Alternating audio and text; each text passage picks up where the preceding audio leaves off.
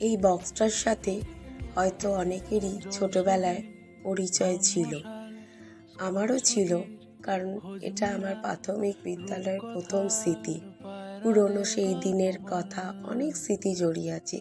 শুধু আমার কেন, আমার অনেক বন্ধু বান্ধবীদেরও এই বক্সটার সাথে অনেক স্মৃতি জড়িয়ে আছে। ছোটবেলায় আমরা সবাই এই বক্সটায় বই খাতা ভরে স্কুলে যেতাম। সেদিন ঘর পরিষ্কার করতে করতে হঠাৎই এটা আমার চোখে পড়লো। ব্যাস, যেই চোখে পড়া সেই কাজে লেগে পড়লাম।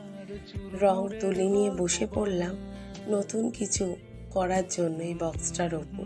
আর পুরনো জিনিসের ওপর সবারই একটু বেশি মায়া থাকে, আমারও আছে, কারণ এটা আমার স্কুল জীবনের প্রথম স্মৃতি। তাই তোমাদের সাথে শেয়ার করে নিলাম আমার এই ছোট্ট ভালো লাগার কাজটি।